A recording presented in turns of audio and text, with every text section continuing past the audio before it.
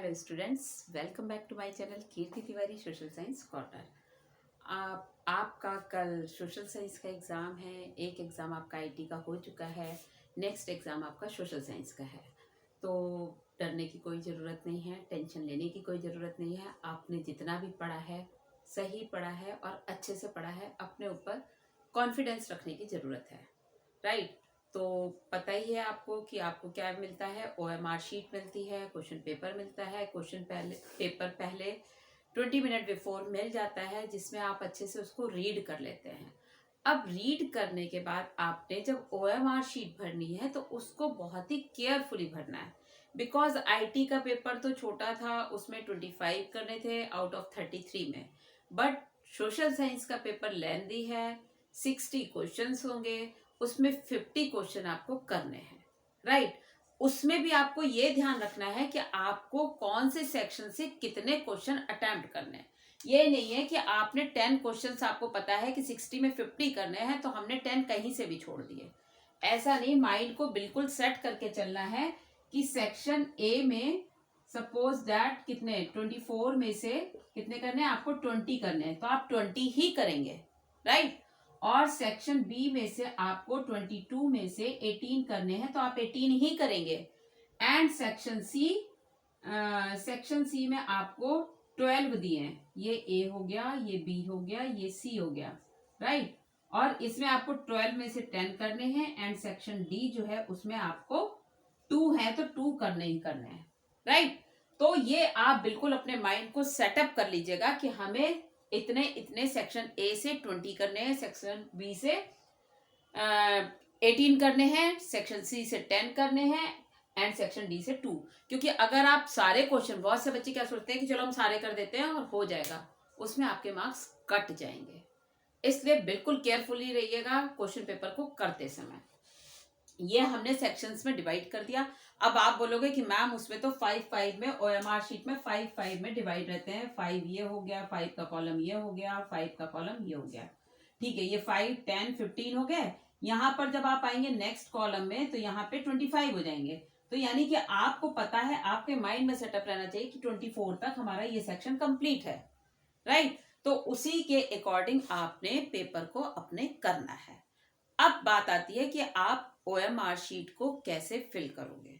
क्योंकि बहुत से बच्चे सिली मिस्टेक कर जाते हैं और उन सिली मिस्टेक के उसके कारण क्या हो जाता है, उनके मार्क्स कट होने के पॉसिबिलिटीज बहुत ज्यादा बढ़ जाती हैं।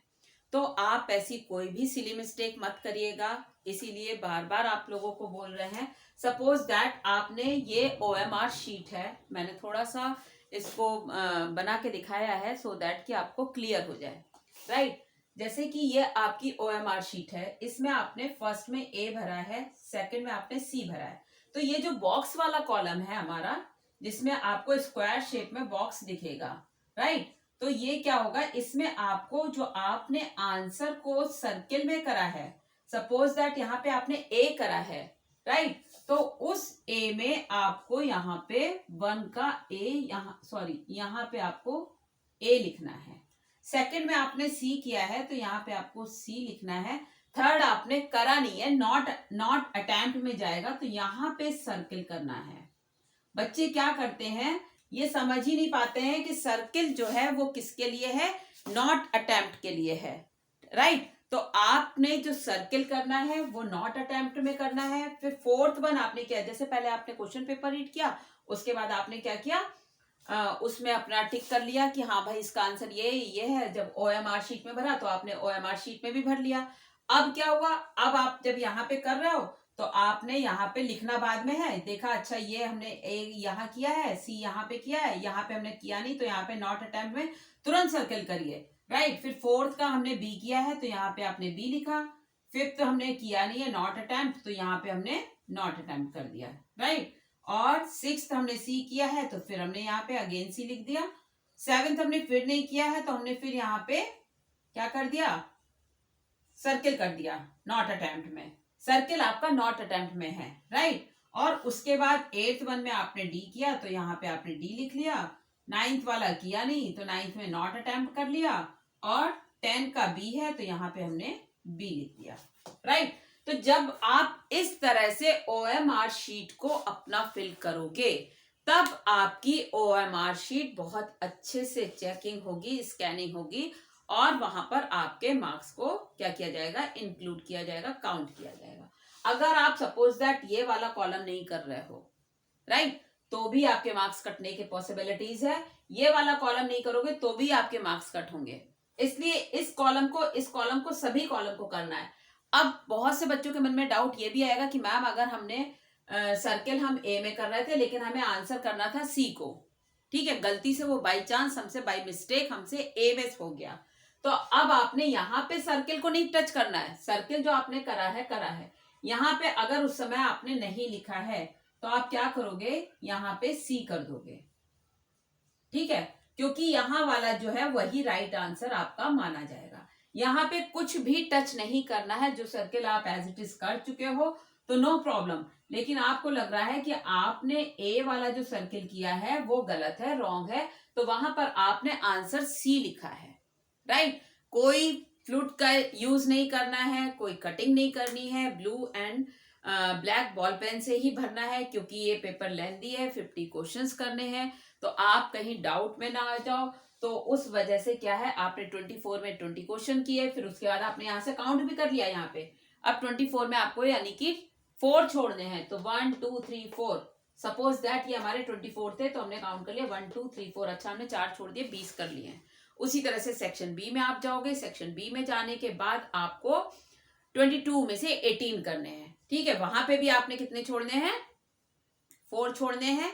और उसके बाद फिर जब आप सेक्शन सी में जाएंगे तो वहां पे आपको 2 क्वेश्चन छोड़ने होंगे और बाकी 10 करने हैं। 12 में से 10 करने हैं और डी सेक्शन के दोनों ही करने हैं।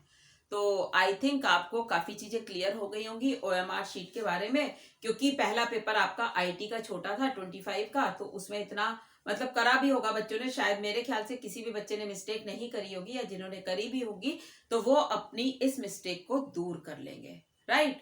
और जैसा कि पता है कल एग्जाम है तो अब टेंशन लेने की जरूरत नहीं है। एक बार रिवीजन करके आराम से सो जाइएगा, नींद पूरी करिएगा, सुबह उठकर एक बार फिर अच्छे से रिवाइज कर लीजिएगा, क्योंकि पेपर इतनी जल्दी तो है नहीं, ठीक है। तो आप आराम से रिवाइज करिएगा और ये सोचिएगा कि आपको सब कुछ आता है, कॉन्फिडेंट रहिएगा, ओवर कॉन्फिडेंट मत होइएगा।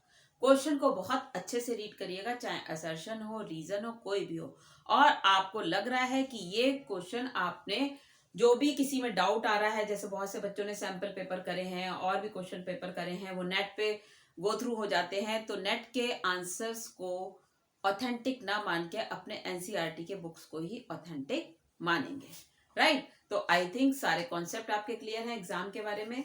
तो wish you all the best, अपना 100% दीजिएगा, कोई टेंशन नहीं लीजिएगा, कोई पेन मत लीजिएगा, आराम से पेपर दीजिएगा, बिल्कुल सोच समझ के आंसर पे टिक करिएगा। Wish you all the best, bye bye, take care.